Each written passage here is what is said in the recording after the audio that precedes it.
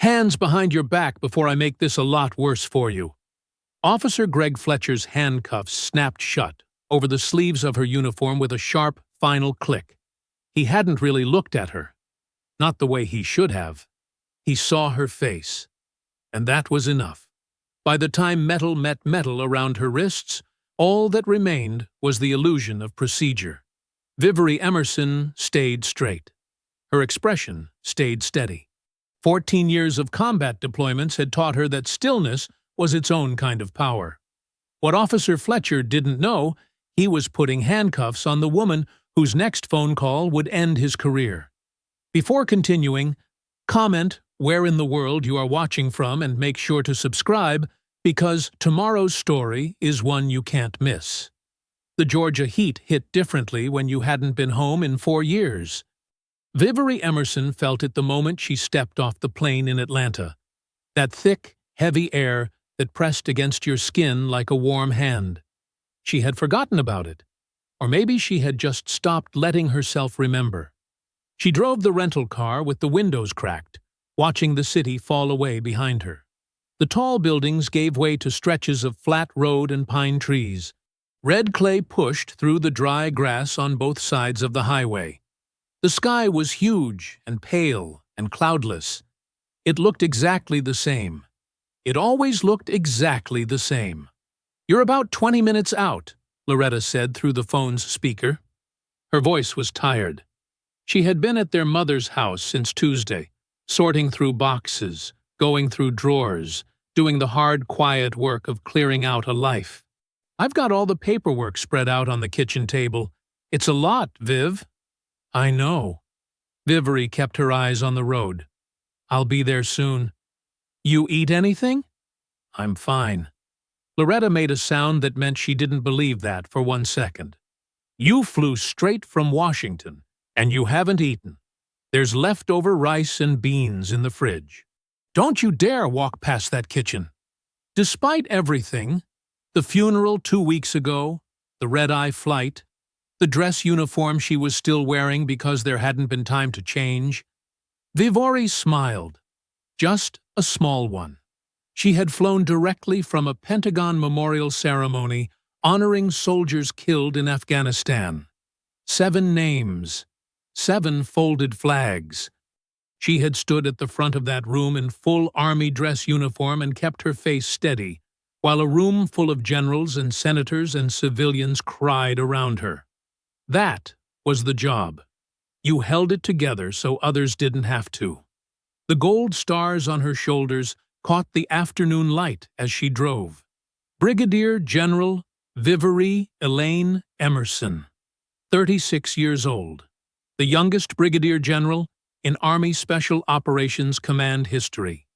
14 years of service, 3 combat deployments across 2 theaters of war, 2 presidential unit citations, a record that had made people in Washington sit up straighter when they heard her name. And right now, she was just Vivery. Driving back to Carlton, Georgia, where she grew up poor and black and hungry and determined to settle her mother's estate. She passed her old high school. The paint on the sign was faded. The football field looked smaller than she remembered. Everything looked smaller. Her father's voice came to her without warning, the way it always did when she drove these streets. "They will always see the color first, baby girl. You make them see the uniform second." He had said that to her the morning she left for West Point. He was standing on the porch of this same house she was driving toward, his Gulf War injuries already stealing inches from his posture. He had pressed both hands on her shoulders and looked at her with eyes that held every hope he had ever carried. She had spent 14 years making them see the uniform second. "Viv?" Loretta's voice pulled her back. "Still here." She flicked on her turn signal. "I'm getting gas." "Then I'm coming straight to you." "Okay, drive safe." The gas station sat at the edge of downtown Carlton, the same one that had been there since Vivery was a teenager. She pulled in and parked at the pump, rolled her neck, reached for the door handle. The moment her boots hit the pavement, she noticed a Carlton police cruiser rolling slowly into the lot behind her. She didn't think much of it. She was a decorated United States Army general. She was standing in her home state, in the middle of the afternoon, at a gas station she had been coming to since she was 14 years old. She reached for the gas pump. "Ma'am!" The voice was sharp, commanding, the kind of voice that was used to not being questioned. She turned. Officer Greg Fletcher was walking toward her with the slow, deliberate stride of a man who had decided something before he even got out of the car. He was broad-shouldered, thick in the jaw, with pale eyes that moved over her the way some men's eyes did, like they were measuring, calculating, deciding. His right hand hovered near his holster. Behind her, she heard the second cruiser door open. Another officer, flanking her left. "Step away from the vehicle," Fletcher said. Vivery looked at him. Calm, steady, the same way she had looked at hostile territory for 14 years. "Is there a problem, officer?" His eyes moved from her face to the stars on her shoulders and back again. They didn't soften. "Step away from the vehicle," he said again. "Now." Vivery didn't move. Not because she was afraid. Not because she didn't know what was happening. She didn't move because she had learned a long time ago that stillness was power. Panic was what they wanted. Panic gave them a reason. She stood her ground and kept her voice even. "I'm Brigadier General Vivery Elaine Emerson," she said. "United States Army." She pointed to the stars on her left shoulder. Slowly, deliberately, making sure he saw them. "I'm getting gas. That's all." Officer Fletcher stopped walking about 6 feet away from her. He looked at the stars. Then he looked back at her face. His expression didn't change by a single degree. "I don't care if you're the Queen of England," he said. "I need to see your hands, both of them, right now." Something cold moved through Vivery's chest. Not fear, recognition. She had been here before. Not at this gas station, not in this uniform, but in this exact moment. This specific kind of moment that black people in America knew in their bones. The moment where no amount of credentials, no amount of rank, no amount of doing everything right mattered one bit. Behind her, she heard the second officer's footsteps on the pavement, circling around the back of her rental car, cutting off her left side. She raised both hands slowly, palms out, fingers spread. The phone in her jacket pocket was still connected to Loretta. She had not hung up. She could only hope her sister was listening. "There you go," Fletcher said, like she was a child who had finally learned to sit still. He stepped closer. "We got a call about a vehicle matching this description, connected to a string of break-ins in the area." Vivery looked at him steadily. "This is a rental car.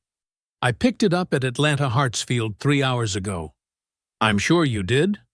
"The description of a suspect vehicle and the description of this vehicle are not the same thing, officer."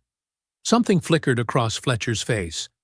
Not embarrassment, annoyance, the particular annoyance of a man who did not like being corrected. "Ma'am, I'm going to need you to stop talking and let me do my job." "You don't have grounds." "I said, stop talking." His voice cracked like a whip, loud enough that the few people near the other pumps turned to look. A woman with a young child took a small step backward. An older man in a hardware store shirt froze with his hand on his truck door. And then there was Mario Lambert, 19 years old, filling up his older sister's car 2 pumps over, who watched this scene for exactly 3 seconds before he reached into his pocket and pulled out his phone. Quietly, calmly. He pressed record and held it at his side where it could see everything. Fletcher moved toward Vivery with his handcuffs already in his hand. "You're being detained for questioning," he said. "On what grounds?" Her voice was still steady, controlled, but her hands remained up. She knew better than to lower them. "Suspicion of involvement in a pattern of vehicle-related crimes in this area?" "I am a brigadier general in the United States Army," Vivery said, each word precise and separate. "I landed in Atlanta 3 hours ago." I have never been to Carlton as an adult without being in service. I am wearing my uniform. I have my military ID in my left breast pocket, and I will show it to you right now, if you give me the word." Fletcher smiled. It was not a kind smile. "What you're going to do," he said quietly, "is put your hands behind your back." The handcuffs clicked shut around her wrists. The cold metal pressed against the fabric of her uniform sleeves, right beneath her stars. The crowd around the pumps had grown without anyone seeming to move closer. They stood like statues, barely breathing. Mario Lambert's phone was steady in his hand, capturing every second. Loretta's voice, tiny and frantic through the jacket pocket, said, "Viv? Viv, what is happening?" Fletcher's hand pressed against her shoulder, steering her toward the cruiser. She walked without resistance, head up, back straight, the way she had walked into every hard room for 14 years. But as the cruiser door swung open in front of her, something cracked open deep in her chest. Not her composure. Something underneath it. Her father's voice again. "Make them see the uniform, baby girl." They had seen it. They just didn't care. The back of the police cruiser smelled like vinyl and old coffee. Vivery sat with her hands cuffed behind her back, and her spine straight and her eyes forward. The seat was hard. The partition between her and the front of the car was smudged with fingerprints. The radio crackled with voices she didn't listen to. She breathed slowly. In through the nose, out through the mouth. The same breathing she used in combat when everything around her was falling apart, and she needed her mind to stay sharp. Think, Vivery. Think. Fletcher was in the driver's seat, filling out something on his dashboard tablet, occasionally glancing at her in the rearview mirror. Lever had stayed at the gas station, presumably to speak with any witnesses, or maybe to make sure they didn't say too much. "You get one call," Fletcher said without looking up. "You want it or not?" "Yes." He reached back and handed her the phone through the partition slot, uncuffing her hands just long enough to take it. Then the cuffs clicked shut again, in front of her this time. She looked at the phone in her hands. Fletcher expected her to call a lawyer. Maybe Loretta. Maybe someone who would cry and beg, and ask the officer very nicely to please reconsider.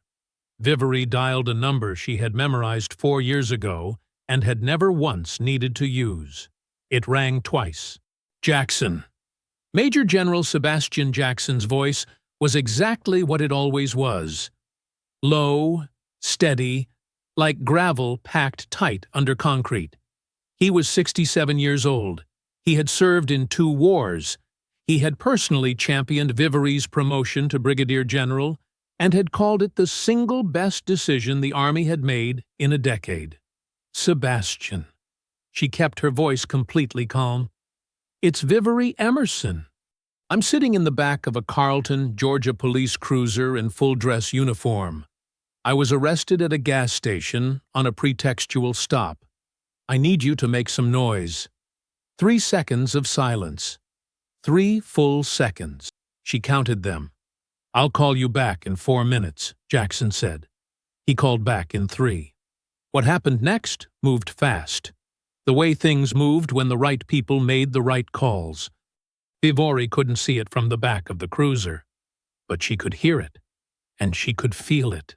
The way you feel a shift in the weather before the rain actually falls. The desk sergeant's phone rang. The sound carried through the open station door. A pause. Then a voice, high and uncertain, saying, "Yes, sir. Yes, I understand, sir." Then Chief Joey Melvins's personal cell phone rang. She could hear the muffled sound of it from the front lot, where Melvins had materialized, apparently summoned by the desk sergeant's stricken face. Then the station's main office line lit up. Fletcher's radio crackled. Someone said his name in a tone that wasn't a question. She watched his shoulders tighten in the front seat. He got out of the car without a word. She sat and waited. Through the cruiser window, she could see the desk sergeant speaking rapidly to Fletcher in the parking lot. Fletcher's jaw was set. He shook his head once, then stopped shaking it.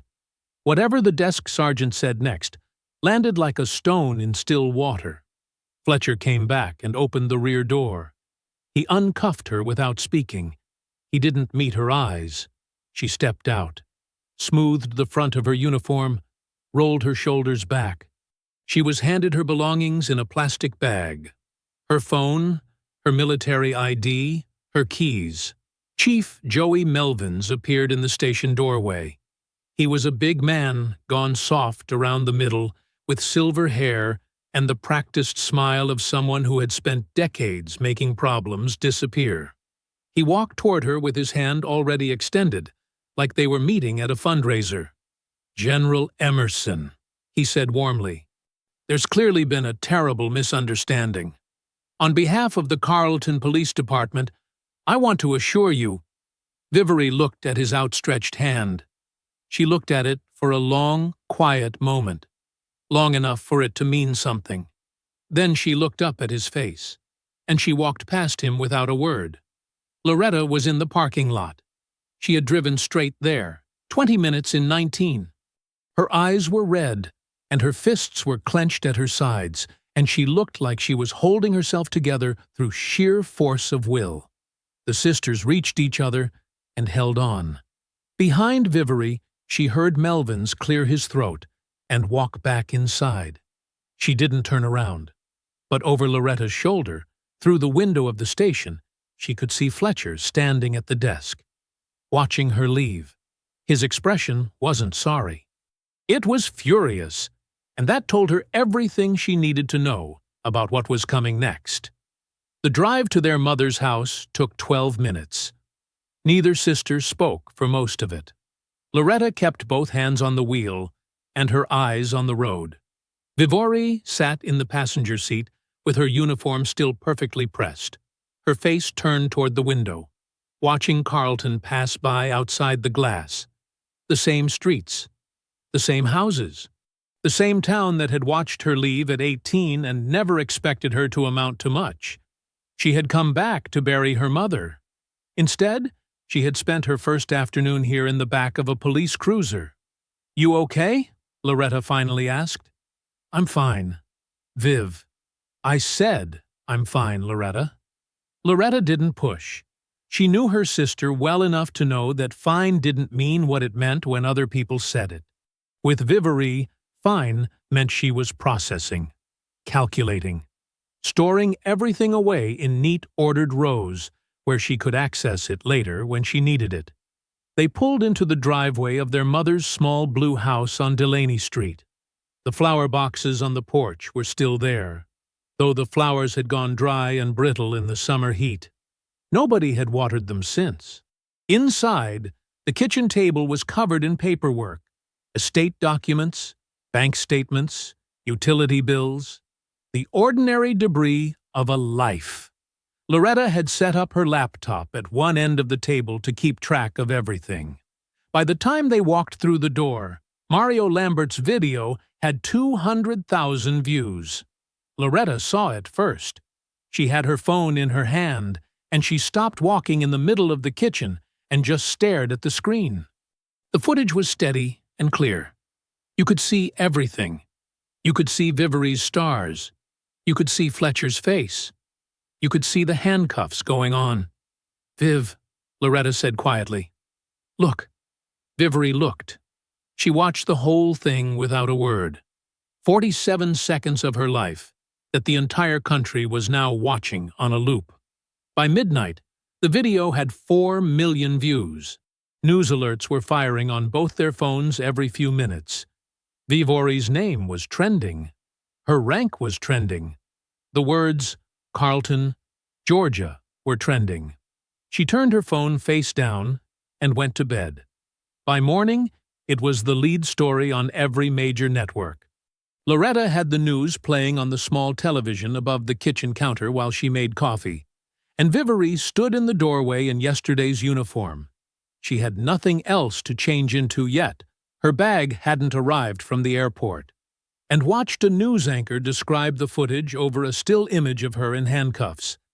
36 years old, youngest brigadier general in Special Operations Command history. Arrested at a gas station in her hometown. She poured herself a cup of coffee and sat down. The press conference was at 10 o'clock. Chief Joey Melvins stood behind a podium on the front steps of the Carleton Police Department in a freshly pressed uniform. The department's seal was on a banner behind him.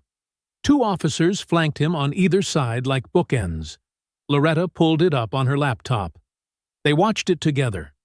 Melvins smiled at the cameras like a man who had done this many times before. "My officers responded to a call and followed standard protocol," he said. "The situation was resolved appropriately through proper channels. The Carleton Police Department stands fully behind Officer Fletcher, who is a decorated officer with an exemplary record of service to this community." A reporter called out from the crowd, "Chief Melvins, will Officer Fletcher be suspended pending an investigation?" "There is nothing to investigate," Melvins said smoothly. "Our officers acted within their authority. The individual involved was uncooperative, and the situation was unfortunately escalated as a result." Uncooperative? The word landed in the kitchen like something thrown. Loretta's coffee cup hit the table harder than she intended. Uncooperative? She was standing at a gas pump with her stars on her shoulders, and he put her in handcuffs. That's what he calls uncooperative? On the screen, Melvins was already turning away from the podium, smiling, nodding to his officers. The press conference was over in less than 4 minutes. Vivori watched it all without moving. When it ended, she reached over and closed the laptop with one hand. The screen went dark. The kitchen was quiet. "He just made this much bigger than himself," she said. Loretta stared at her. "What are you going to do?" Vivori wrapped both hands around her coffee mug. Outside the window, the dry Georgia morning stretched on, bright and indifferent. Her mother's empty flower boxes sat on the porch. "First," she said, "I'm going to need a change of clothes." The morning after Melvin's press conference, the phone didn't stop. Vivori had borrowed a pair of Loretta's jeans and an old sweatshirt, and was sitting at the kitchen table with a pen and a legal pad, making notes. News requests, interview requests, a message from a civil rights attorney in Atlanta. 2 messages from former soldiers she had served with, checking in. 1 message from a Pentagon number she didn't recognize. She answered none of them. Loretta was at the counter, refilling her coffee for the 3rd time, when her own phone rang. She looked at the screen. A number she didn't know. She almost let it go to voicemail. "Hello?" A man's voice, calm and professional. He introduced himself as a journalist with a Georgia-based investigative news outlet. He said he had been following the story since the video dropped. He said he had something she needed to see. Loretta pressed the phone tighter against her ear. "What kind of something?" "A document," he said. "An internal police report. Filed 8 years ago. I think your sister needs to know about it." Loretta looked across the table at Vivori, who had stopped writing and was watching her with steady eyes. "Send it," Loretta said. It came through as an email attachment while they were still on the phone. Loretta opened it on her laptop and turned the screen toward Vivori without a word. It was a formal complaint, filed in 2016 with the Carleton Police Department's Internal Affairs Division. The complainant's name was Robin Harold, 71 years old, United States Army veteran. The complaint described a traffic stop in which Officer Greg Fletcher had pulled Robin over on a residential street, accused him of matching the description of a suspect, sound familiar, and when Robin questioned the stop, Fletcher had grabbed him by the arm and shoved him against the hood of his own car hard enough to bruise 3 ribs. Robin had photographs. He had witness names. He had filed everything correctly. He had done everything right. At the bottom of the document was a single stamped notation in red ink. Complaint reviewed, Insufficient evidence. Case closed. The stamp was signed by Chief Joey Melvins. Vivori read the document once. Then she read it again. Her coffee sat untouched and cooling beside the legal pad. The journalist was still on the line. Loretta put him on speaker. "How did you get this?" Vivori asked. "Public records request," he said. "Filed 6 months ago for unrelated reasons. It was in a batch of documents the department released. I don't think they realized it was in there." A pause. "Mr. Harold is still alive. He lives in Mercy County, about 20 minutes from where you're sitting." The kitchen was very quiet. Vivori set the document down flat on the table. She aligned it carefully with the edge of the legal pad, the way she arranged things when she needed her hands to do something while her mind worked through something bigger. She had walked out of that police station yesterday thinking this was about her, about what they had done to her specifically. Her rank, her record, her uniform, her name. But it wasn't about her. It had never been about her. Fletcher had done this before. He had done it to a 71-year-old veteran who had no stars on his shoulders and no Pentagon contacts in his phone. He had done it, and Melvins had buried it, and life in Carlton had continued on exactly as before. She thought about Robin Harold filing that complaint, filling out the forms, gathering his photographs, writing down the witness names, doing everything the right way, the honest way, the way you were supposed to, and then waiting, and then being told, in the language of a rubber stamp, that it didn't matter. 8 years of silence. "This isn't just about me," Vivori said quietly. Loretta had been watching her sister's face the whole time. She recognized the shift. She had seen it once before, when Vivori was 17 years old and everyone in Carlton told her that West Point wasn't for girls like her from places like this. That same expression. The one that meant a decision had already been made somewhere deep and quiet inside her, and what you were seeing on the surface was just the world catching up. Vivori picked up her own phone. "I need Robin Harold's number," she said. The journalist gave it to her without hesitation. She wrote it on the legal pad, underlined it once. Then she looked up at Loretta with eyes that were clear and certain and completely, dangerously calm. "Find me a box," she said. "We're going to need to carry some things." Robin Harold lived on a narrow street called Pickers Lane, in a small white house with a concrete porch and the American flag mounted beside the front door. Vivori pulled up in Loretta's car that same afternoon. She sat for a moment before getting out, looking at the house. The lawn was cut short and even. The porch was swept clean. The flag was straight. These were the details of a man who still believed in order, who still believed in doing things the right way, even after the right way had failed him. She got out of the car, carrying the empty banker's box Loretta had found in the closet. Before she could knock, the door opened. Robin Harold was a tall man who had shrunk some with age, the way tall men do. He had close-cropped white hair and deep-set eyes that had seen enough of the world to stop being surprised by most of it. He was wearing a pressed button-down shirt, like he had known she was coming and had decided to be ready. He looked at her for a long moment. "I've been watching the news," he said. His voice was slow and deliberate, like someone who chose every word on purpose. "Figured someone might come around eventually." He stepped back from the door. "Come on in." The living room was small and immaculate. A worn sofa, a wooden side table, photographs on the wall. A young Robin in military uniform, a woman Vivori guessed was his wife, children and grandchildren arranged in Christmas portraits. On the mantel, a folded flag in a glass case. Beside it, a single medal on a ribbon. His father's, she realized. Korea. Robin lowered himself carefully into the armchair across from her. His hands rested on his knees. Large hands, steady despite the slight tremor she noticed when he first reached for the door. "You read the complaint," he said. It wasn't a question. I did. Then you know what happened. I'd like to hear it from you, Vivery said, if you're willing. He was quiet for a moment. Then he began.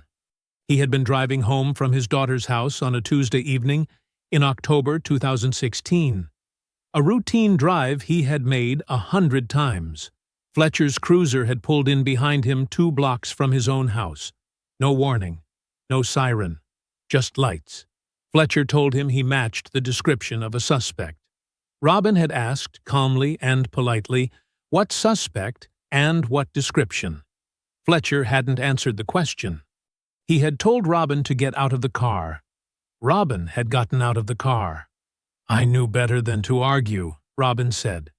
There was no bitterness in his voice, just the flat, tired truth of a man who had lived long enough to know the rules of the game, even when the game was rigged. I was 63 years old. I told him I was a veteran, showed him my ID, told him my daughter lived 2 streets over, and my name was on the deed of the house we were standing in front of. Fletcher had grabbed him by the arm anyway, told him to stop resisting. Robin hadn't been resisting. He had been standing still with his hands visible, and Fletcher had shoved him against the hood of his own car so hard that Robin had felt something give in his left side. 3 cracked ribs. Robin had driven himself to the hospital the following morning because he hadn't wanted to call an ambulance and cause more trouble. I filed the complaint the next week, he said. Took me photographs of the bruising. Wrote down the names of 2 neighbors who saw the whole thing from their porch. Filled out every form they gave me. He paused. Never heard a word back. Not for 4 months. Then a letter came. Said the complaint had been reviewed and there was insufficient evidence. He almost smiled. Insufficient. I had photographs. I had witnesses. I had hospital records. He reached beside his chair and lifted a banker's box onto his lap. It was full, organized into labeled folders with careful handwriting. I stopped expecting justice a long time ago, he said, holding the box out to her. But I never stopped keeping the paperwork. Vivery took the box from his hands. She felt the weight of it, not just the paper and the folders, but everything they represented. 8 years of a man waiting for someone to finally care enough to show up. She stood up. Robin walked her to the door. On the porch, he looked at the stars on her shoulder. She had changed back into her uniform before driving over, and something moved across his face that she couldn't quite name. She could guess, though. He had never seen stars on a uniform that looked like his own face before. I'll be in touch, Mr. Harold, she said. She carried his box to the car and didn't look back, but she made him a promise anyway. Not out loud, not in words. She made it the same way she had promised herself she was getting into West Point at 18 years old, standing in a kitchen not much different from his, in a town that didn't believe in her yet. She made it in the quiet place where she kept the things she never broke. Vivery got back to the house as the sun was going down. Loretta had made dinner. Rice and beans, the same thing she always made when she didn't know what else to do with her hands. The smell of it filled the small kitchen and made the house feel, just for a moment, like it used to feel when their mother was still in it. They ate without much talking. Robin's banker's box sat on the counter beside the stove, the labeled folders visible through the open lid. Every few minutes, Loretta glanced at it like it might say something. After dinner, Vivery cleared the table, stacked the plates, and opened the box. She worked for 2 hours, spreading documents across the table in chronological order, cross-referencing Robin's witness names against the official complaint record, reading the Internal Affairs response letter 3 times, each time finding new things to be angry about. She made notes in the margins of her legal pad in small, tight handwriting. Loretta fell asleep on the couch, with the television on low. At 9:15, Vivery picked up her phone. She had a name in her head that had been sitting there since that morning, since the moment she read Robin's complaint and understood that this was bigger than one arrest and one bad officer. She had crossed paths with this person twice at Pentagon functions, briefly, formally, but the impression had stayed with her. Senator Leslie Harwood, Georgia's junior senator, former civil rights attorney out of Savannah, 61 years old, sharp as broken glass, and twice as dangerous to the people who underestimated her. Vivery didn't have her direct number, but she had the number of a retired colonel named Aiden Sayers, who moved in the same Washington circles and knew everybody worth knowing. She called him first. "Aiden, I need a favor." "Already saw the video," he said before she could explain. "Half of Washington has. Give me 10 minutes. He called back in 8. He had Harwood's personal cell number and a message. The senator has been waiting for someone to call. Vivery dialed. It rang once. "This is Harwood." Her voice was exactly what Vivery expected. Precise, unhurried, and carrying the particular authority of a woman who had spent decades in rooms that didn't originally have a seat for her. "Senator, this is Brigadier General Vivery Emerson. I apologize for the hour." "Don't." A pause, brief and purposeful. "I've been watching that footage since yesterday morning. I've watched it 11 times. I want to know what you need." Vivery appreciated that. No performance, no political warm-up, just the question that mattered. She talked for 20 minutes without stopping. She told Harwood about Robin Harold, about the banker's box, about the buried complaint and the rubber stamp and 8 years of silence, about Melvins's press conference and the word uncooperative hanging in the air like something rotten, about Fletcher's face in the rearview mirror. Not sorry, not embarrassed, furious. Harwood listened without interrupting. That was rarer than people knew. When Vivery finished, the senator was quiet for a moment. "I've been building toward a subcommittee hearing on law enforcement accountability for 14 months, Harwood said. "I have data. I have statistics. I have reports from advocacy organizations." Another pause. "What I have not had is the right case, the right moment, the right person standing at the center of it, with evidence that cannot be dismissed and a record that cannot be attacked." Her voice shifted. Not softer exactly, but more direct. "Do you understand what I'm telling you, General? You needed a standard-bearer," Vivery said. "I needed someone they couldn't make disappear." A beat. They arrested the wrong woman. Something moved through Vivery's chest, warm and hard at the same time. "They always arrest the wrong woman," she said. "That's the point." Harwood almost laughed. It was a short sound, but it was real. "I want Robin Harold in that hearing room. I want his documents. I want his witness names. And I want you sitting beside him in that uniform." Her tone shifted back to business. "My office will handle the subpoena process. Can you be in Washington by end of week?" "Yes." "Good."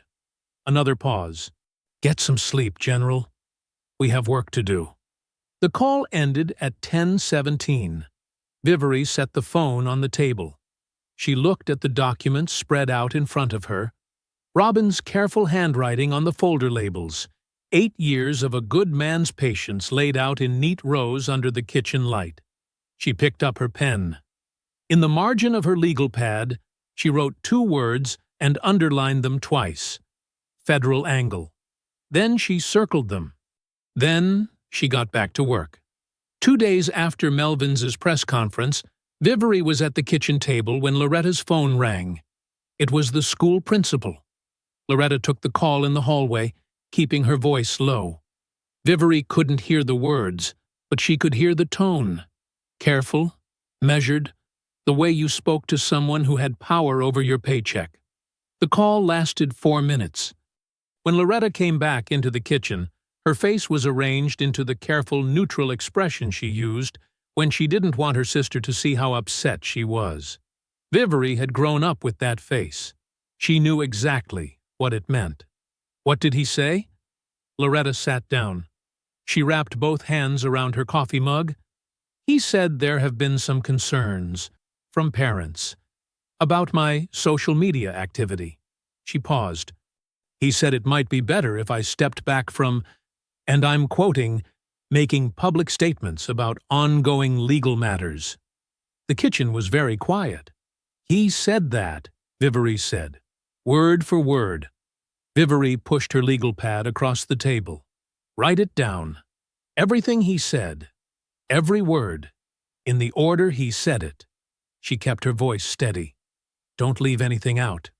While Loretta wrote, Vivere's phone buzzed. A news alert. She tapped it open. A conservative media outlet, one of the loud ones, the kind that treated outrage like a business model, had run a segment about her. She read the headline twice. Then she read the article. It questioned whether her promotion to brigadier general at 35 had been merit-based or the result of what they called diversity pressures within the modern military. It suggested she was using the arrest as a platform to build a public profile ahead of what they implied might be political ambitions. It quoted an unnamed source describing her as difficult and self-promoting. It used the word ambitious 4 times.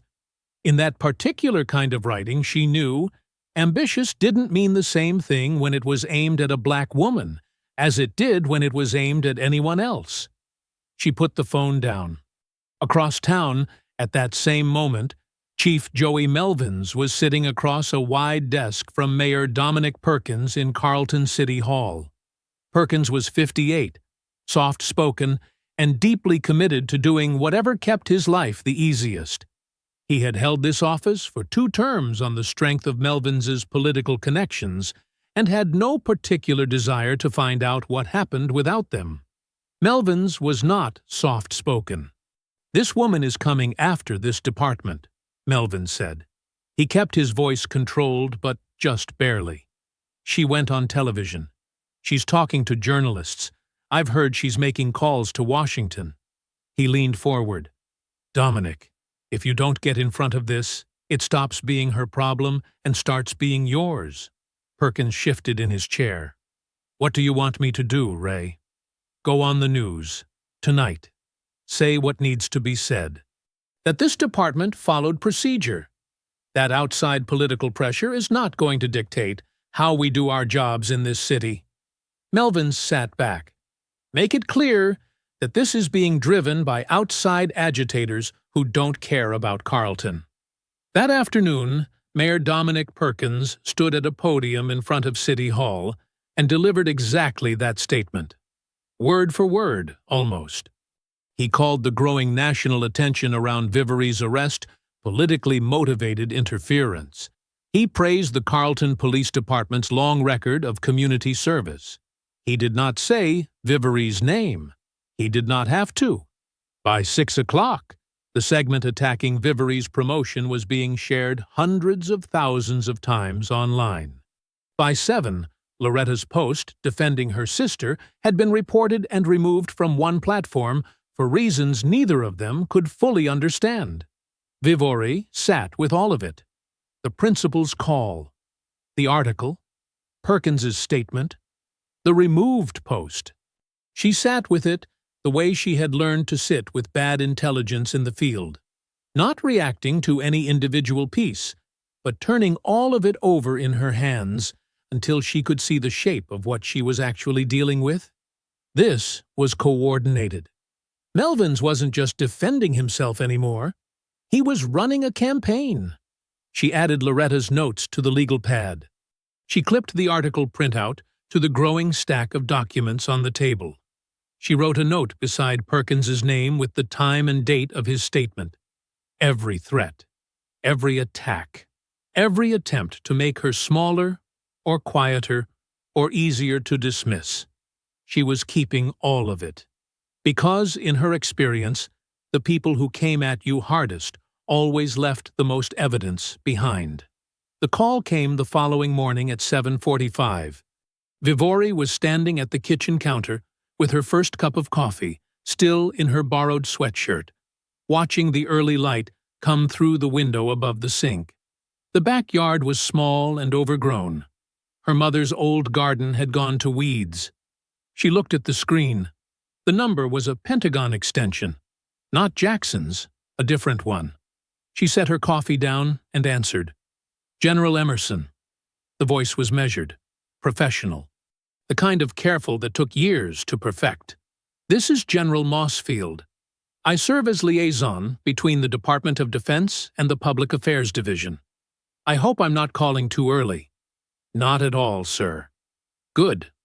A pause that wasn't quite long enough to be awkward, but almost was. I'll be direct with you, because I think you're someone who appreciates directness. I am, she said. The Army is monitoring this situation with significant concern. Another pause. You have an extraordinary record, General. The kind of record that gets noticed. That kind of visibility is an asset in many circumstances. He let that sit for a moment.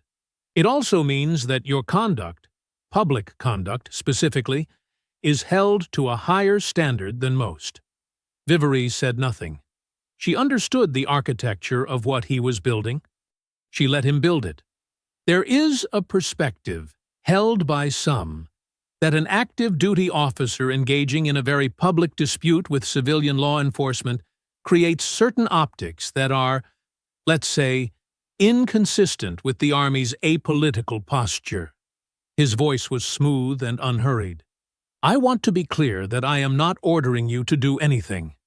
I simply want to ensure you have the full picture. What picture is that, General?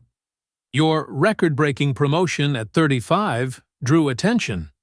He said it carefully, like he was placing something fragile on a table. There are individuals on the review board who were watching your next steps before any of this happened.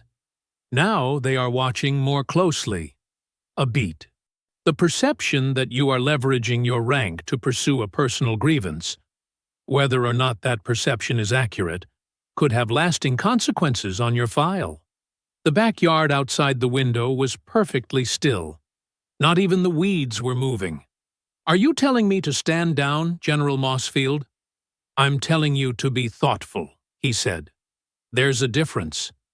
There wasn't much of one, but she let that go, too. I appreciate your candor, sir, she said. Of course. His voice warmed by exactly 1 degree. The Army values your service enormously, General. We want to see you continue it at the highest levels. I'm sure you understand. Completely, she said. Good. He sounded like a man who believed the problem was solved. Have a good morning. She set the phone on the counter. She stood there for a moment with her hand resting on it. Outside, a bird landed on the fence post at the edge of the yard and sat there looking at nothing in particular. She picked the phone back up and called Jackson. He answered on the second ring. I was expecting this call, he said. Mossfield just got off the phone with me. I know. He didn't pretend otherwise. That was one of the things she trusted about him. He has allies on the review board, Vivere. 3 of them, at least. Men who thought your promotion moved too fast. A pause. I will do everything I can from my position. But I need you to understand what you are potentially walking toward. She looked at the photograph of her father on the mantel in the next room. She could see it through the kitchen doorway. The same photograph that had been in that spot since she was 12 years old. He was in his Gulf War uniform. Young, straight-backed, proud. He had come home from that war and been stopped by police in this same town 3 times in the first year. Not once had anyone apologized. I understood the risks at 18, Sebastian, she said. I'm still here. Jackson was quiet for a moment. When he spoke again, something in his voice had shifted. Not softer, older. I know you are. Another pause. Watch yourself out there. Always do. She hung up and stood at the counter for 1 more minute. Just 1. She gave herself that much. Then she picked up her pen, walked back to the kitchen table, and opened Robin's banker's box. She had work to do, and a review board's opinion of her, she had decided somewhere in the space between Mossfield's careful words and the sight of her father's photograph, was not going to be the thing that stopped her. Nothing had managed it yet. They drove to Washington 4 days later. Vivery drove. Robin sat in the passenger seat with his banker's box on his lap the entire way, like he didn't trust it in the trunk. He didn't say much for the first 2 hours. He watched the landscape change out the window. Georgia pine giving way to Carolina flatland, flatland giving way to Virginia hills, and occasionally reached down to check that the box lid was still closed. Loretta had stayed in Carlton. Someone needed to keep an eye on things there. She had hugged Vivery at the door that morning, long and tight, and hadn't said anything because there wasn't anything left to say. They arrived in Washington the evening before the hearing. Senator Harwood's office had arranged a hotel 2 blocks from the Capitol building. Small rooms, clean and quiet. Vivery sat at the desk in her room that night, with Robin's documents spread out in front of her, going over everything one final time. She had her own written testimony prepared, 2 pages, single-spaced, every word chosen with surgical precision. She didn't sleep much.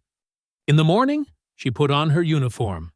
The hearing room was wood-paneled and high-ceilinged, with long tables arranged in a U-shape and a raised platform at the front where the subcommittee members sat. There were cameras along both walls, public gallery seats along the back. The room was already half full when Vivery and Robin walked in, and she felt the shift in the air the moment they appeared. That particular stillness that happens when a room full of people all notice the same thing at the same time. Senator Harwood met them at the door. She was taller than Vivery expected, with close-cropped natural hair and reading glasses pushed up on her forehead. She shook Robin's hand with both of hers and held it for a moment. "Thank you for being here, Mr. Harold," she said quietly. "I mean that." Robin nodded. He was wearing his suit. His father's Korea Service Medal was pinned to the lapel. They took their seats at the witness table. Robin testified first. He spoke slowly, the way he did everything, with deliberate care, choosing each word like he was laying bricks. He described the October evening in 2016. The lights in his rearview mirror 2 blocks from his own house, Fletcher's voice, the instruction to get out of the car. He described showing his ID, identifying himself as a veteran, standing with his hands visible. He described the moment Fletcher grabbed his arm. "I didn't fall," Robin said. "I want to be clear about that. He shoved me against that hood hard enough that I felt my ribs go, and I didn't fall, because I knew that if I fell, it would be worse." The room was completely silent. He described filing the complaint, gathering the photographs, writing down the witness names, waiting 4 months, getting the letter. "Insufficient evidence," he said. "That's what they told me. Insufficient." He looked up at the senators on the raised platform. "I had photographs of the bruising. I had 2 witnesses who watched the whole thing from their porch. I had hospital records." He paused. "What I didn't have was anybody who thought I was worth listening to." Several senators looked away. Then Vivery spoke. She didn't raise her voice once. She didn't need to. She laid out the timeline with the precision of a military briefing. The pretext stop, the arrest, the Pentagon calls, Melvin's press conference, Robin's buried complaint, the documented pattern. She told the subcommittee that what happened to her on a Georgia roadside was not a mistake or an overreaction. It was a system doing exactly what it had been built to do. "If this can happen to me, in this uniform, with these stars, in broad daylight with witnesses present, then it has been happening to people without this uniform every single day," she said. "The only difference is that nobody recorded those." The room stayed silent for a full 3 seconds after she finished. Then every camera in the room flashed at once. By evening, Fletcher had been placed on paid administrative leave. 2 Carlton City Council members issued statements calling for an independent departmental review. The testimony had been watched over 2 million times before midnight. Vivery and Robin ate dinner at a quiet restaurant near the hotel. Robin ordered the catfish. He ate slowly and deliberately and didn't say much. But when the check came, he looked across the table at her with those deep-set eyes that had seen enough of the world to stop being surprised by most of it. Tonight, though, he looked surprised. "Didn't think I'd live to see this day," he said. Vivery looked at him. "It's not over yet, Mr. Harold." He almost smiled. "No," he said. "But it started." That night, back at the hotel, Vivery sat on the edge of the bed in the quiet of her room and let herself feel, just briefly, just for a moment, something that was close to hope. Her phone rang. It was Harwood's chief of staff. His name was Jeremy Morrison. Vivery had met him briefly in the hallway outside the hearing room that morning. Young, organized, the kind of person who carried 3 pens because he didn't trust any single one. His voice now was the carefully controlled voice of someone delivering bad news to someone they respected. "General Emerson, I need to walk you through some things." She stood up from the bed. "Go ahead. 3 things have happened in the last 2 hours. I want to give them to you straight. Do that. First." He drew a breath.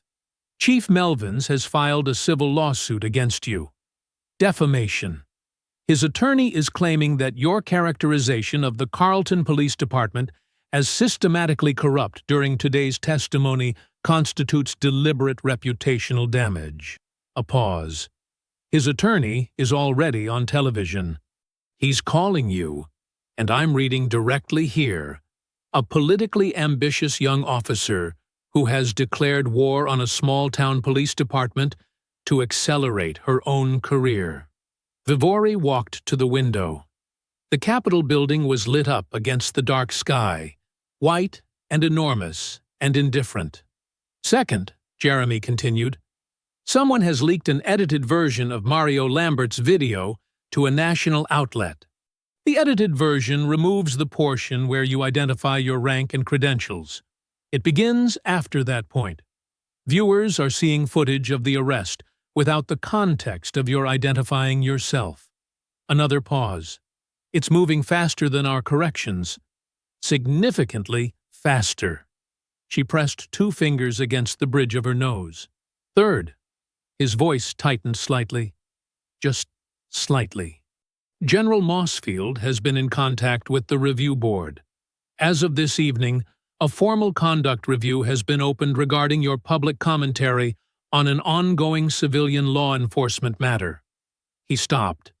"The flag on your file is real, General. It's been entered." The room was very quiet.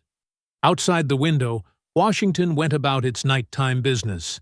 Cars moving, lights changing, the enormous, indifferent machinery of power turning and turning. Vivery stood at the window for a long moment. She thought about the hearing room that morning. Robin's voice describing the moment Fletcher shoved him against the hood of his car. "I didn't fall. I knew that if I fell, it would be worse." She thought about the 2 million views by midnight. She thought about the look on Robin's face across the dinner table. "Didn't think I'd live to see this day." She thought about her file. 14 years of spotless, record-breaking service. The first flag it had ever carried. "Thank you, Jeremy," she said. "I'll be in touch with the senator in the morning." She ended the call. She stood at the window for another minute, just standing. Not thinking, not planning.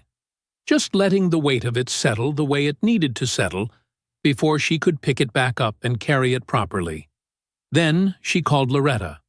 Loretta answered before the second ring. It was past 10 o'clock, and she had clearly been awake, waiting. "I saw the edited video," she said immediately. "It's everywhere, Viv. People who didn't watch the hearing are only seeing that version, and they're—" She stopped. "How bad is it?" "It's bad." "How bad?" Vivery told her. All 3 things.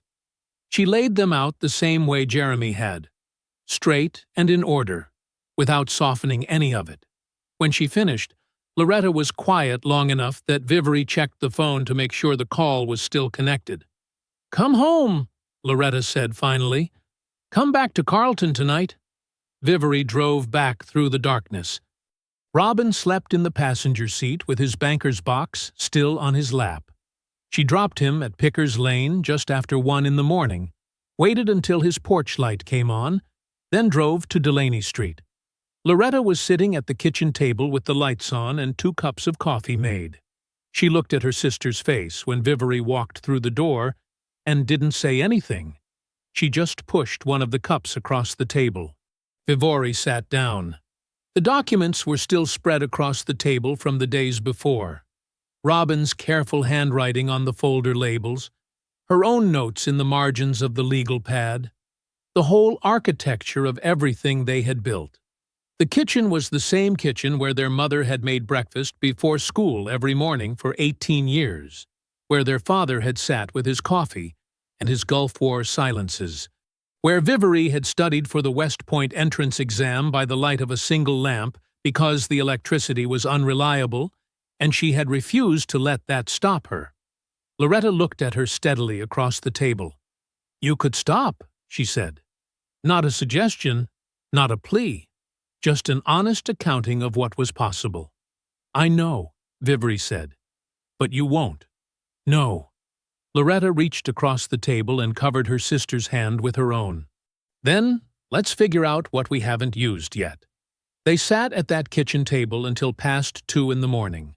Loretta refilled both cups without being asked. The television was off. The house was quiet around them in the way old houses get quiet late at night, settling into itself, creaking softly, like it was breathing. Vivery had her legal pad open. She wasn't writing yet. She was thinking, which for her looked almost identical to doing nothing. Her eyes were steady, and her pen was still, and her mind was moving very fast through everything she knew. She had been fighting defensively. That was the problem. Since the moment Fletcher snapped those handcuffs on her wrists, she had been responding to Melvins's press conference, to the media attacks, to Mossfield's warning, to the lawsuit, to the doctored video, reacting to each thing as it came. That was not how you won. She knew how you won. 14 years and 3 combat deployments had taught her exactly how you won. You stopped reacting to the enemy's movements, and you started dictating the terrain.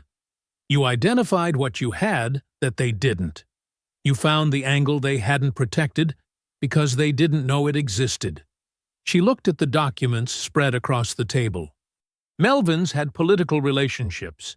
The mayor, the city council, 30 years of carefully maintained alliances. He had a department full of officers trained to close ranks. He had a media operation willing to run his version of events without asking too many questions. He had a lawsuit designed to drain her resources and shift the story. What did she have? Robin's banker's box, a senator with subpoena power, a documented pattern going back 8 years, and one more thing. Something she had not fully thought through until right now, sitting in her mother's kitchen at 2 in the morning with her sister's hand still warm from covering hers. Melvins had filed a lawsuit against her, against a brigadier general in the United States Army. He had, in doing that, made the United States Army his personal adversary. He had handed her an institutional angle she hadn't had before. Because this wasn't just about her anymore, it had never been just about her, Robin had proved that. But now there was a legal framework that could make the Army care about it in a way that Mossfield's carefully worded warnings couldn't survive. She picked up her pen. She wrote 2 words on the legal pad. Service Members Civil Relief Act. She underlined them once. Then she wrote a question beneath them and stared at it for a long moment. Then she picked up her phone. It was 2:17 in the morning. She dialed Jackson anyway. He answered on the 3rd ring. His voice was awake. She suspected he hadn't been sleeping either. "Vivery. Sebastian, I have a legal question." A pause. "At 2 in the morning. Yes? She could hear him shift, sit up straighter. Go ahead. If a civilian law enforcement official were found to have systematically targeted, harassed, and physically abused active duty and retired military personnel on the basis of race, does that rise to the level of a federal civil rights violation under the Service Members Civil Relief Act? Silence. Not the silence of a man who didn't know the answer. The silence of a man who was understanding, very quickly, what she was actually saying. It would, Jackson said slowly, if someone could prove it was a pattern and not isolated incidents. I have a banker's box that proves it's a pattern, Vivori said. 4 veterans, 15 years, documented complaints that were deliberately suppressed by the same chief of police who is now suing me for saying so publicly. She kept her voice level. And I have a senator who sits on the Judiciary Committee and can put all of it in front of a federal judge. The silence this time was longer. He sued you, Jackson said, mostly to himself, like he was still working through the full dimensions of Melvins's mistake. He did. That man sued a brigadier general in the United States Army. He did, Sebastian. Another pause, shorter this time. Vivori. His voice had changed. The careful, measured tone he had used in every conversation since this started, the one that acknowledged her position but kept one eye on the institution, was gone. What replaced it was something older and simpler and considerably more dangerous. I'm going to make some calls. She set the phone down. Across the table, Loretta was watching her with wide eyes. Well, Vivori looked at her sister. Then, for the first time since she had walked out of that police station 4 days ago, she smiled. Not small this time. He made a mistake, she said, and we're going to make sure he knows it. They slept a few hours and started again at dawn. Vivori was back at the kitchen table by 6 o'clock with fresh coffee, and Robin's banker's box open beside her laptop. Loretta had called in to school, personal days, no explanation given, and was on her own phone at the counter, working through a list of names that Vivori had written out the night before. Carlton residents, former neighbors, people who had lived in this town long enough to remember things that never made it into any official report. Harwood's legal staff had been up since before dawn, too. Vivori had sent them a message at 2:30 in the morning, laying out the Service Members Civil Relief Act angle, and by the time she woke up, there were already 3 responses in her inbox, detailed, thorough, and moving fast. These were people who knew how to work a case. They had pulled public court records, municipal archives, and complaint logs from the Carlton Police Department going back 15 years. What they found took the shape of something Vivori had suspected but not yet seen fully assembled. Robin Harold was not the only one. The first name was Sergeant First Class Jerome Dwyer, retired Marine, 64 years old, pulled over on the highway outside Carlton in 2014 while driving to visit his grandson. Told he matched the description of a suspect. Ordered out of the vehicle. When he produced his military ID and discharge papers, the officer, Fletcher, had thrown them back in his face and told him to watch his mouth. Dwyer had filed a complaint. It had been closed within 3 weeks. Insufficient evidence. The second name was a former Navy corpsman named Vincent Parkin, 58. Stopped walking to a pharmacy 2 blocks from his house in 2018. Accused of loitering.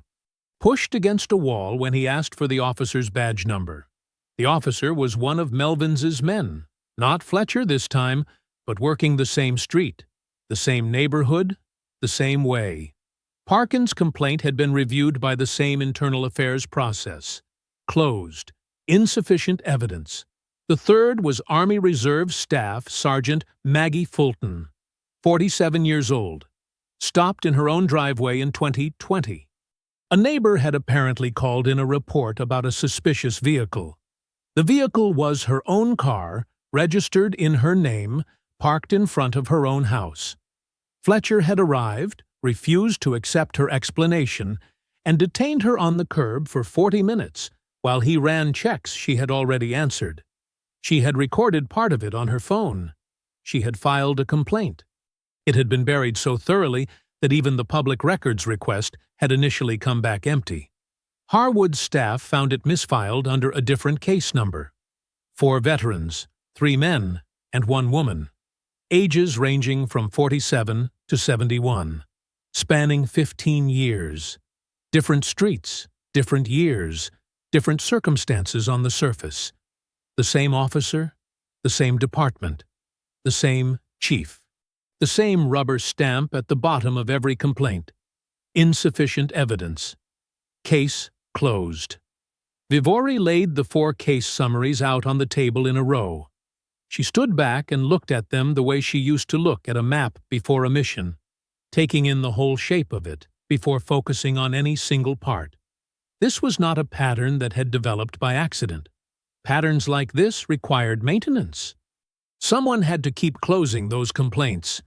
Someone had to keep the internal affairs process moving in the same direction every single time. That took deliberate, sustained, institutional effort. That was Melvin's. She called Harwood at 8:15. "We have 4 veterans," Vivori said, without preamble. "Documented. 15 years of complaints deliberately suppressed. All military service members. All targeted in the same jurisdiction, by the same department, under the same chief." Harwood was quiet for exactly 2 seconds. "That's a pattern," she said. "That's a federal case," Vivori replied. "I'm calling the DOJ Civil Rights Division this morning." Harwood's voice had taken on the particular energy of a woman who had been building toward something for a long time and could finally see the last piece falling into place. Given the systematic targeting of military service members, they have direct federal jurisdiction. "I'll have my office send everything over within the hour." "Send Robin's documents first," Vivori said. "He's been waiting the longest."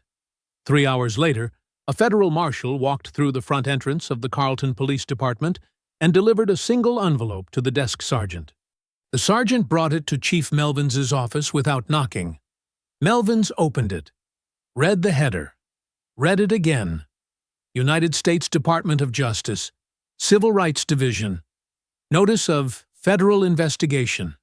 He stood very still at his desk. Outside his window, Carleton went about its ordinary morning. Cars moving, people walking. The town that had always done what he told it to do, running exactly as it always ran. He set the envelope down on his desk with hands that were not quite steady. The federal investigation changed the temperature of everything. Vivori could feel it from Carleton. It was in the way Harwood's staff communicated. Faster now, more direct.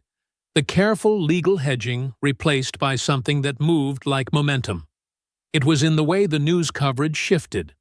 The doctored video was still circulating, but now it was being discussed alongside the DOJ announcement. And that context made it look like exactly what it was. A desperate attempt to control a story that was already escaping. It was in the way nobody from the Carleton Police Department was returning calls anymore. 48 hours after the federal envelope landed on Melvin's desk, Jason Lever hired his own attorney. Not the department's attorney, his own. A public defender referral out of Macon who specialized in exactly this kind of case. Officers caught between institutional loyalty and federal exposure, trying to find the door before the building came down on them. The attorney's first call was to Harwood's office. His second call was to the DOJ. His message was simple. His client wanted to cooperate. Vivori was at the kitchen table when Harwood called her with the news. "Lever is talking," Harwood said. Vivori set down her pen. "How much?" "Everything." The deposition took place 2 days later in a federal building in Macon. Vivori wasn't in the room. She didn't need to be. Harwood's lead counsel handled it, and by that evening a sealed copy of the full transcript was in Harwood's office. She called Vivori at 7 o'clock and read the key sections aloud over the phone. Lever's voice, filtered through the transcript was the voice of a young man who had convinced himself for years that going along with something wasn't the same as doing it. He had been on the force for 4 years before he understood what kind of department he had joined. By then, he told the interviewing attorney, he had already done enough to be afraid. He described Fletcher's practice in plain, specific language. Certain neighborhoods, certain streets, certain times of day when Fletcher knew the residents would be out. Evenings, weekends, early mornings. He would run plates. He would find a pretext or manufacture one. He would make the stop and escalate it as far as the person in front of him allowed him to. He had a phrase he used, Lever said in the transcript. When a stop went the way he wanted it to go, he'd get back in the car and say, "Maintain the peace," like it was something to be proud of. Melvins knew. That was the part Lever said most carefully, most deliberately, like he had been rehearsing the words long before he said them. Melvins had been informed about the pattern of stops. He had reviewed the complaint filings personally. He had made the decision, each time, to close them. Not because the evidence was insufficient. Lever had seen the evidence on Robin Harold's complaint with his own eyes, had seen the photographs, but because closing them was easier than the alternative. He told us once, Lever said, that the complaint system existed to protect the department, not the public. The department. Harwood stopped reading. The line was quiet for a moment. "That's in a federal deposition," Vivori said. "Signed and sealed," Harwood replied. The second piece arrived the following morning. Harwood's office had retained a digital forensics firm to examine the metadata on the doctored version of Mario Lambert's video, the edited clip that had cut out the moment Vivori identified her rank and had spread across the country before anyone could stop it. The forensics report was 12 pages long. Vivori read the summary twice. The file had been edited on a laptop registered to the Carleton Police Department's Public Affairs Unit. The edit had been made 11 hours after Melvins's press conference.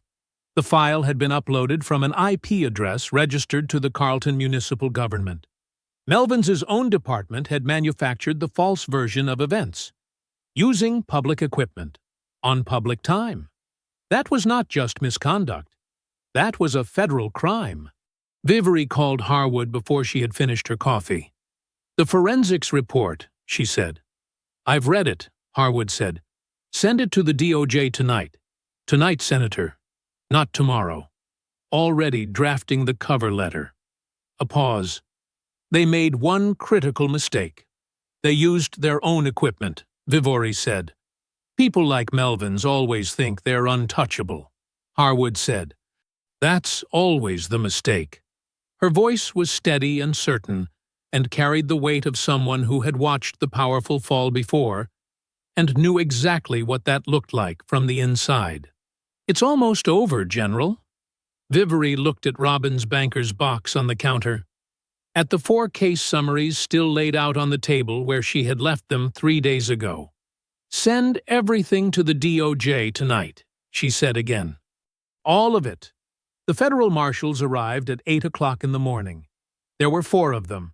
They came in 2 unmarked cars that pulled into the Carleton Police Department parking lot without sirens, without spectacle, without any of the noise that Fletcher had used when he pulled into that gas station 2 weeks ago.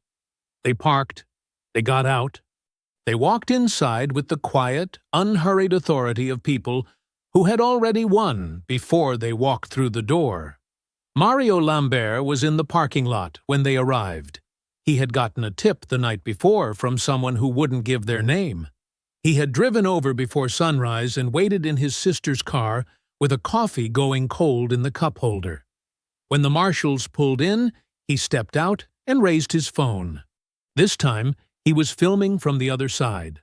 Officer Greg Fletcher was brought out through the front entrance in handcuffs at 8:22 in the morning. He was not in uniform. He was wearing a gray t-shirt and dark pants, the clothes of a man who had been called in on short notice. He walked with his jaw set and his eyes forward, the same way he had walked toward Vivori at the gas pump. like he was trying to look like someone who wasn't afraid. He looked afraid. The charges were read aloud by the lead marshal in the parking lot, clearly and without hurry. Civil rights violations under color of law, obstruction of justice, filing false police reports. The words fell into the morning air one by one. Several officers stood in the department doorway and watched. None of them moved. Mario kept his phone steady. Chief Joey Melvins was not at the department that morning. He had not been in the building since the DOJ envelope arrived on his desk. His resignation letter came through by fax at 9:45. A single page, terse and formal, containing no apology and no acknowledgement of wrongdoing. His attorney released a statement 30 minutes later, calling his client's departure a personal decision made in the best interests of the department and the community. His attorney did not mention the federal indictment that was filed simultaneously with the resignation. Conspiracy to obstruct justice, misuse of public resources. The doctored video, traced by the forensics team to a laptop registered to the Carlton Police Department's Public Affairs Unit, had given the DOJ exactly what they needed to add the second charge. He was photographed by a local journalist leaving his office that afternoon carrying a cardboard box. He was alone. No officers flanked him. No staff saw him out. He walked to his car in the parking lot of the building he had controlled for over 2 decades, put the box in his trunk, and drove away. Mayor Dominic Perkins announced he would not seek re-election that same afternoon. He made the announcement in a prepared statement released through his office. He did not hold a press conference. The statement was 2 paragraphs long. He cited a desire to spend more time with his family. The Carlton City Council voted 4-1 to accept the terms of the federal consent decree the following week.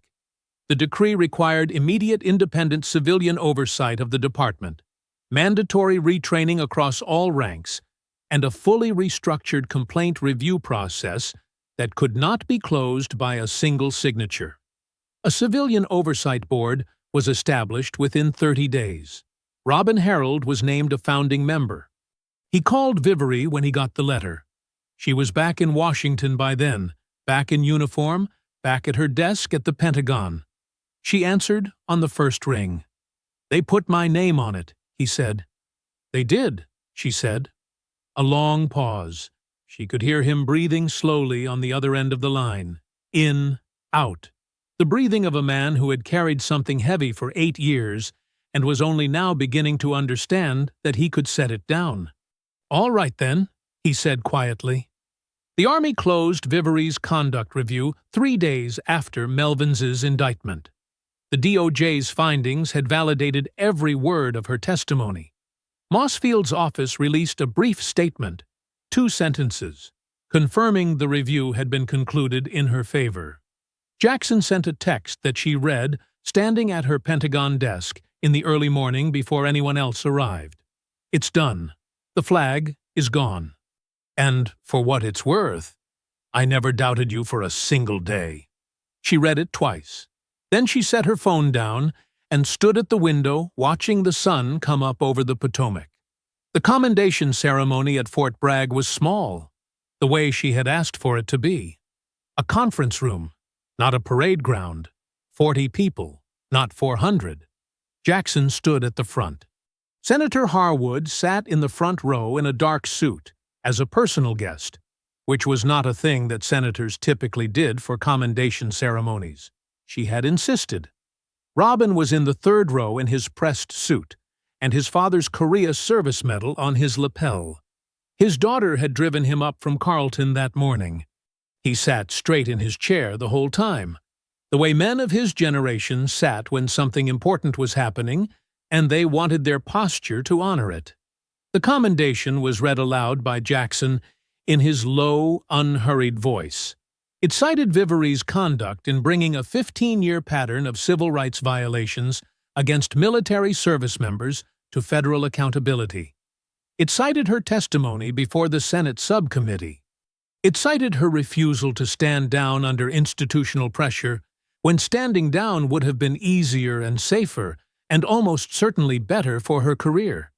He pinned it himself. His hands were steady, just barely. Afterward, in the small reception outside the conference room, Robin found her standing near the window with a cup of coffee she hadn't touched. He took her hand in both of his. His hands were large and warm and slightly rough from years of working. The same hands that had filed that complaint 8 years ago, that had organized those folders, that had held out that banker's box and trusted her to carry it. "Your father would have had something to say about all this," he told her. "He would have," she agreed. "He would have said it took too long." Robin nodded. He looked out the window at the Fort Bragg grounds, the flat Carolina sky, the long, straight roads, the flags standing straight in the morning wind. "It always does," he said. "But you've got a lot of road left, General. A lot of road to make it shorter for the next one." Vivery looked down at the commendation in her hand. The weight of it was small, a piece of metal and ribbon and engraved words. But underneath it was Robin's banker's box. 14 years of refusing to be invisible. 1 week of refusing to be silent. 4 veterans whose names were now in a federal record that could not be buried or stamped closed or misfiled under somebody else's case number. She looked back at Robin. "Yes," she said, "I do. If you enjoyed the story, leave a like to support my channel and subscribe so that you do not miss out on the next one. On the screen, I have picked 2 special stories just for you. Have a wonderful day.